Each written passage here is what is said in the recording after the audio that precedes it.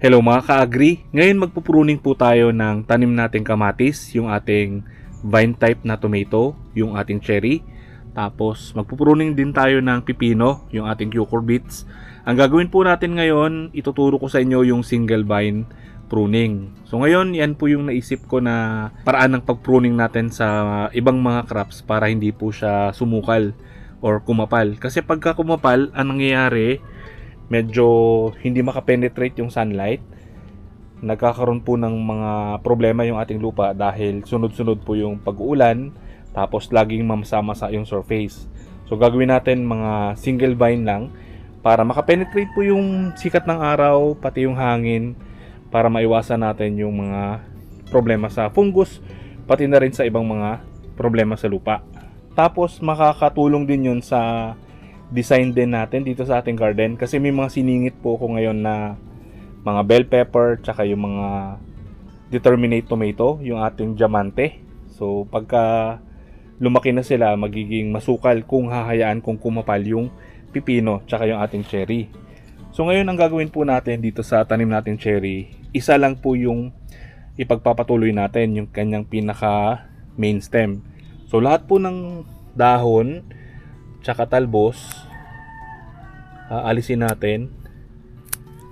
Yan, para yung concentration po ng growth niya dito lang sa pinaka talbos o yung pinaka dulo. Tapos naglagay po ako ng nylon. Nakatali siya dito sa trellis ng ampalaya. So habang humahaba, ipapaikot ko lang po itong puno. Yan, habang humahaba siya.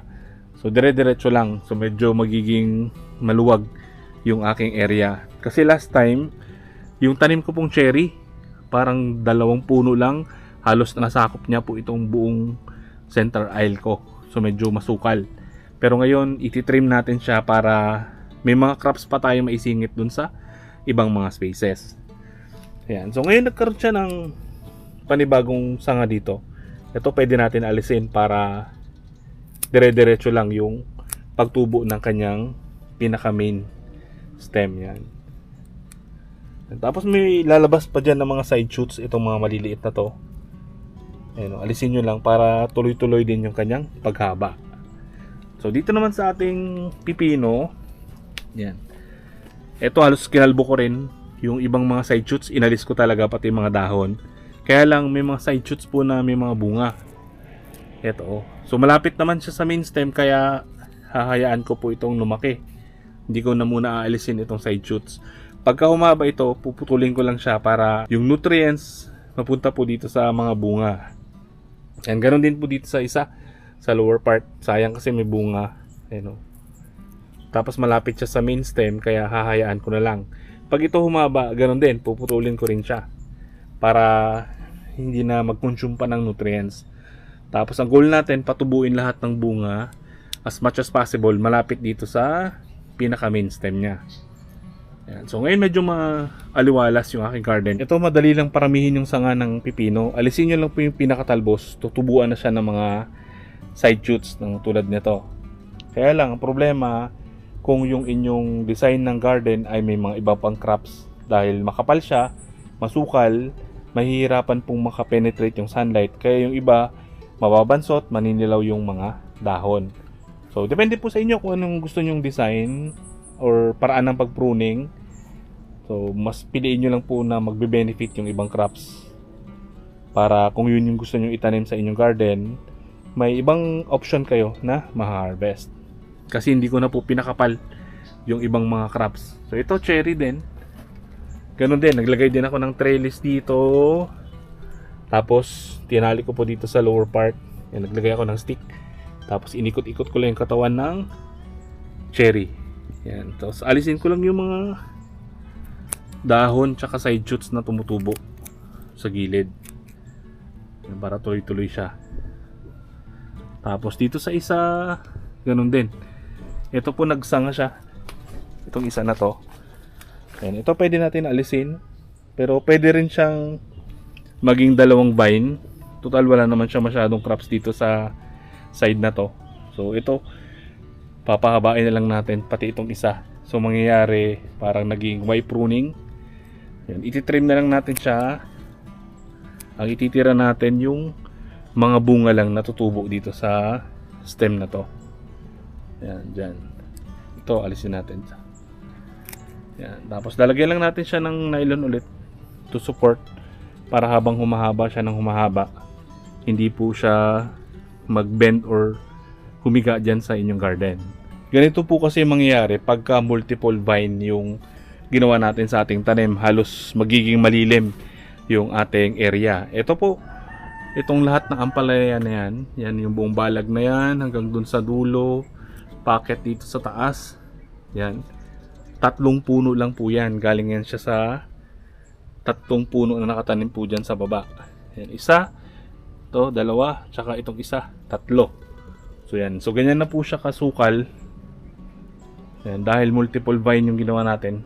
So halos na-occupy niya po yung isang side ng aking garden. Tapos yung mga siningit natin dyan sa ilalim, and ang tagal lumaki kasi medyo malilim. So yan yung problema. Hindi tayo makapagtanim pa na ibang crops gawa ng lumilim at kumapal yung mga ampalaya.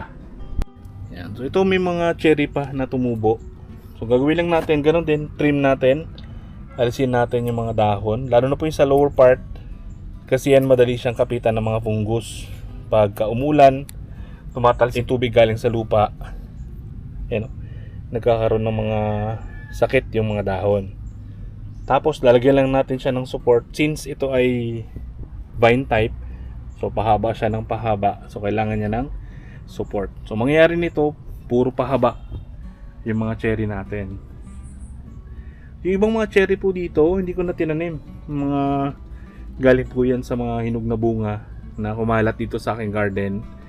Tapos yung iba naman na niligay ko dun sa swamp fertilizer nung nagdilig ako. So nagsipagtubuan siya dun sa mga lugar na diniligan ko ng swamp fertilizer. Tapos yung mga yellow green na yan, mga cucurbits din, mga late na na-transplant, tumagal sila dun sa aking punlaan kaya medyo nanilaw na. Pero sana makarecover sila para mapuno nila itong center aisle natin, tapos puro single vine lang para hindi siya gaanong malilim, para kumapal din po yung ibang mga tanim natin tulad ng bell pepper, ng mga kamatis na diamante, pati ng mga ibang crops. Yan. Ganito po yung mangyayari sa ating cherry tomato pag hinayaan natin siya na kumapal na kumapal. So ito po isang puno lang. Yan, kakapal siya ng kakapal, susukal ng susukal. Although marami siyang bunga, kasi maraming nga sanga, pero sayang po yung spaces kasi puro kamatis lang yung nag-occupy. Pero kung straight lang, tapos marami naman tayong tanim, so sisingit-singitan pa natin yung mga spaces na yan. Pero dito nagsingit ako ng diamante na kamatis, pati ng bell pepper. Yun nga lang, medyo naninilaw sila kasi nga malilim po sa area na to, gawa ng sobrang kapal ng cherry. Puro swamp fertilizer lang po yung pinagdilig ko dito. Pati yung ating tanglad, ayun, halos 5 feet na po yung taas, sobrang sukal na. Yan. Ang tinanim ko po dito, parang 4 na piraso ng tanglad, tapos magkakaiwalay. Ngayon, ayun, sobrang kapal niya na. So napakadali niya pong patubuin. Swamp fertilizer lang din yung ginamit ko dito. Nung una, ang tagal niya pong kumapal. Pero nung nakabuelo, biglang, yan na, sumukal na siya. So sana po nakatulong information na to. Sana tulungan niyo kami i-share yung mga information para makatulong po tayo sa iba. Maraming salamat po. Happy farming!